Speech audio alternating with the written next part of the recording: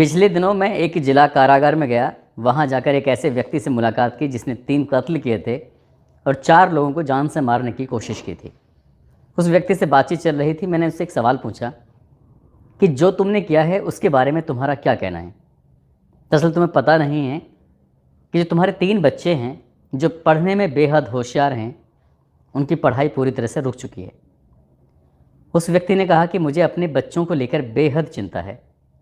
जो मैंने किया है उसकी भरपाई तो नहीं हो सकती और उस समय को वापस भी नहीं किया जा सकता। मैं जिस व्यक्ति से बात कर रहा था उसे अपने किए पर बहुत ज़्यादा पछतावा था और ख़ासकर अपने बच्चों के भविष्य को लेकर पूरी चिंता थी। आज भी एक कहानी सुनाने जा रहा हूँ। इस सच्ची कहानी को सुनने के बाद आपको लगेगा कि एक तरफ एक बाप को चिंता थी बच्चों के भविष्य को लेकर, और यहाँ भी एक बाप को चिंता होती है अपनी बेटी के भविष्य को लेकर। और इसी बीच में एक ऐसा कदम उठाया जाता है, इस कदम की गूंज कई प्रदेशों तक गूंज जाती है। लोग सोचने पर मजबूर हो जाते हैं कि आखिरकार छोटी सी शान शौकत के लिए इंसान किस हद तक जा सकता है। ये वाकई अपना आप में बहुत भयानक है, बहुत खौफनाक है। आज की जो सच्ची घटना मैं आपको सुनाने जा रहा हूँ, ये सच्ची घटना है महाराष्ट्र प्रदेश का शहर है मुंबई, और मुंबई शहर का ही एक ज़िला है ठाणे। दरअसल 8 दिसंबर 2019 की सुबह 5:45 पर कल्याण रेलवे स्टेशन है। वहाँ पर एक व्यक्ति जिसकी उम्र लगभग 47 साल के आसपास रही होगी, उस व्यक्ति के पास एक बैग होता है और उस बैग को लेकर वो रेलवे स्टेशन के बाहर खड़ा हुआ है। इसी बीच में एक ऑटो वाला आता है और जैसे ही ऑटो वाले ने उसको देखा तो उसने कहा कि साहब आपको कहाँ जाना है। तो वो कहता है कि मुझे गोवा नाके पे जाना है, आप मुझे वहाँ छोड़ देंगे तो कितने रुपए लेंगे। जितने रुपए बताए थे उस ऑटो वाले ने उतने ही रुपए में वो तैयार हो जाता है। और जैसे ही अपने ऑटो में उसका बैग रखवाता है तो बैग रखवाते ही थोड़ा सा चला ही था कि ऑटो, उस रिक्शे वाले ने पूछा कि सर इसके अंदर कुछ ऐसा नहीं लग रहा कि कुछ स्मेल से आ रही है, कुछ दुर्गंध आ रही है। अब जैसे ही ये बात कर रहा था ऑटो धीरे होता है और धीरे होते ही वो व्यक्ति उस अपने बैग को छोड़कर और वहाँ से भाग जाता है। यानी कि अभी इस कल्याण रेलवे स्टेशन की दहलीज को उसने पार नहीं किया था और वो व्यक्ति मौका पाते ही वहाँ से भाग जाता है। अब जैसे वो व्यक्ति भागता है वो समझ नहीं पाया ऑटो वाला कि आखिरकार हुआ है तो क्या हुआ है। ऑटो वाले का नाम होता है खालिद मोमिन। खालिद मोमिन ज़ोर ज़ोर से चिल्लाने लगता है, आवाज़ लगाता है, और जैसे ही आवाज़ लगा रहा है तो लोगों का ध्यान उस व्यक्ति की तरफ नहीं था बल्कि ऑटो वाले की तरफ था। इससे पहले कि कोई कुछ समझ पाता वो व्यक्ति आंखों से ओझल हो चुका था और सारे ऑटो वाले एक साथ इकट्ठे होते हैं और उसके बाद उस बैग को खोला जाता है।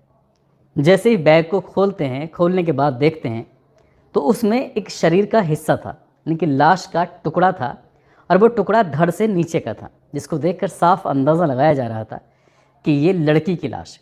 अब लाश किसकी है, नाम क्या है, कौन वो व्यक्ति था जो इस बैग को छोड़कर भागा है, ये भी एक सवाल था। अब इस सवाल का जवाब जानने की पुलिस कोशिश करने लग जाती है, क्योंकि पुलिस भी अब कुछ ही देर के बाद घटनास्थल पर पहुंच जाती है। पुलिस मामले की जांच पड़ताल में जुटती है।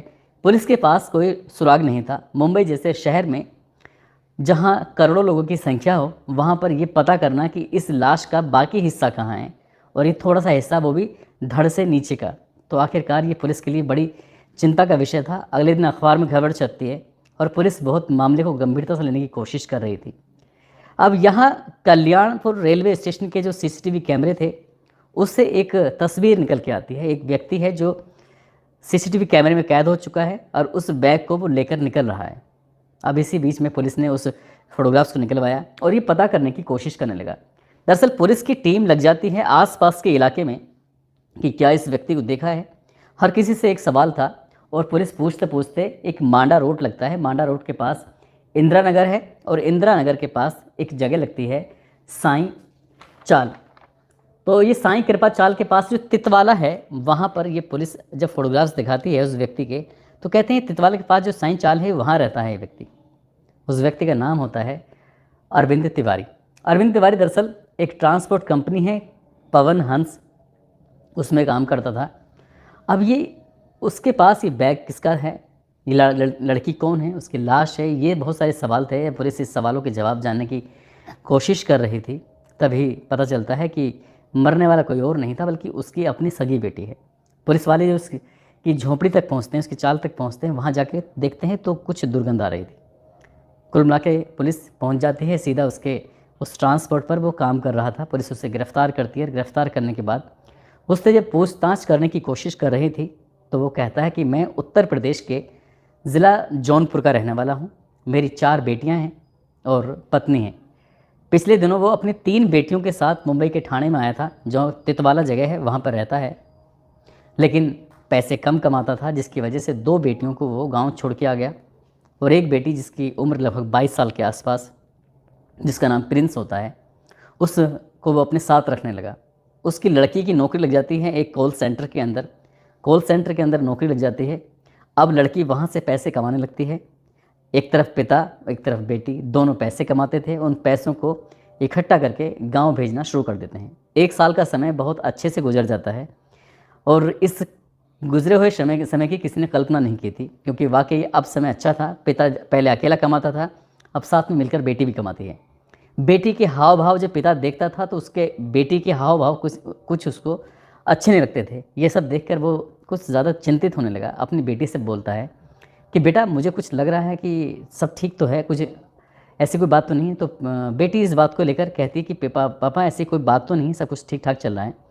तब एक दिन उसका पिता अपने ट्रांसपोर्ट पर ना जाकर अपनी बेटी का पीछा करता है, और पीछा करता है तो देखता है कि एक लड़का है जिसके साथ वो अक्सर घूमती है, उसके साथ रहती है। उसने आसपास जिस कंपनी में वो नौकरी करते हैं वहाँ के लोगों से पड़ताल की, जो चाय की दुकान थी वहाँ पड़ताल की, अलग अलग 10-20 लोगों से पूछताछ की, तो पता चलता है कि इस लड़की का पिछले कई महीनों से उस लड़के से अफेयर चल रहा है। और वो लड़का कोई और नहीं था, वो लड़का मुस्लिम समाज से बिलोंग करता था, उसी से ही वो प्यार करती थी। हालांकि इस व्यक्ति ने उस लड़की से वहाँ तो कुछ नहीं कहा, लेकिन जब लड़की घर आती है तो अपनी बेटी को वो बड़े प्यार से समझाता है। उससे कहता है कि बेटा, जिसके साथ तुम हो इस बात की इजाज़त समाज बिल्कुल नहीं देगा। लेकिन लड़की थी कि अपने पिता की बात को मानने के लिए तैयार ही नहीं थी, और हद तो तब हो जाती है जब लड़की ने अपने पिता से बातचीत करना पूरी तरह से बंद कर दिया। अब दोनों ही पापा और बेटी एक ही झोंपड़ी के अंदर रहते थे, लेकिन कई कई दिनों तक बातचीत नहीं होती थी। एक बार बाप ने उसका फिर से पीछा करना शुरू किया तो पता चलता है कि वो लड़के के साथ अक्सर घूमती थी। जब उसकी बेटी उसकी बात नहीं मानने को तैयार थी, तब उसने 6 दिसंबर 2019 को एक दुकान से वो जहर लेके आता है, और एक दुकान से वो लेके आता है एक धारदार चाकू। अपनी बेटी को खाना खिलाता है शाम का, और खाना खिलाने के बाद उसी के अंदर जहर मिला के दे देता है। बेटी जैसे ही उस खाने को खाती है, तुरंत बेटी की कुछ ही समय में मौत हो जाती है। उसे खुद नहीं पता था कि आज उसके पापा ने उसके लिए जहर मिलाया है, लेकिन वो जानता था कि इन झोंपड़ियों से अपनी बेटी को यहाँ से बाहर लेके जाएगा तो बड़ा मुश्किल हो जाएगा। इसलिए रात भर बैठकर उसने अपनी बेटी के शरीर के 3 टुकड़े करता है, और 3 टुकड़े करने के बाद एक हिस्से को उल्लास खाड़ी में फेंकता है, और दूसरे हिस्से को वो इधर उधर जहाँ मौका मिलता है नाले में जहाँ भी वहाँ फेंक देता है। और तीसरे हिस्से को लेकर तीसरे दिन 8 दिसंबर 2019 की सुबह 5:45 पर कल्याण रेलवे स्टेशन के पास उस बैग को लेकर खड़ा हुआ था, और उसको वो ऐसी जगह पर फेंकना चाहता था जहाँ पर पुलिस उससे ढूंढ भी ले तो शायद ये ना पता कर सके कि ये लड़की की लाश है किसकी। इससे पहले कि वो कुछ कर पाता, ऑटो रिक्शे वाले को उसमें से स्मेल आ रही थी, दुर्गंध आ रही थी, और जिसको देखने के बाद उसने जब पूछा ही था, कहते हैं कि चोर के पाँव बहुत कमज़ोर होते हैं, बहुत चोर की जो स्थिति होती है बहुत ज़्यादा अच्छी नहीं होती है, वो जल्दी से एकदम अपने हाथ पैर छोड़ देता है। इसमें भी यही हुआ। एक ही बार उस ऑटो वाले ने टोका था, और जैसे ही वो टोकता है तुरंत ही वो अपना बैग छोड़कर वहाँ से भाग जाता है। पुलिस इसका खुलासा करती है। जब खुलासा करती है तो लोगों को बड़ा हैरानी होती है, परेशानी भी होती है कि आखिरकार एक बाप ने अपनी बेटी को सिर्फ इसलिए मार दिया क्योंकि वो एक मुस्लिम लड़के से शादी करना चाहती थी, और उसको सिर्फ इसी बात का सबसे ज़्यादा डर था, भय था कि जिस ज़िले से वो आता है उसके लोग इस बात को कतई स्वीकार नहीं करेंगे कि एक ब्राह्मण परिवार की लड़की एक मुस्लिम के साथ वो शादी कर सके। पुलिस गिरफ्तार करती है। कुछ हिस्से शरीर के मिल जाते हैं उल्लास खाड़ी से, बाकी जगहों से कुछ हिस्से नहीं मिल पाते हैं। पुलिस तमाम कोशिशें करती है, और कुल मिलाकर ये व्यक्ति जिसका नाम अरविंद तिवारी होता है वो अपनी बेटी की हत्या की एक एक बात को स्वीकार कर लेता है। फिलहाल इस मामले में अभी कोर्ट की तरफ से कोई निर्णय नहीं आया है, और वो बाप अभी भी अपनी सज़ा काट रहा है जेल के अंदर। साथ ही उधर जो उसकी 3 बेटियां होती हैं जो कि जौनपुर में अपनी माँ के साथ रहती हैं, उनकी ज़िंदगी को लेकर कई तरह के सवाल खड़े हो जाते हैं।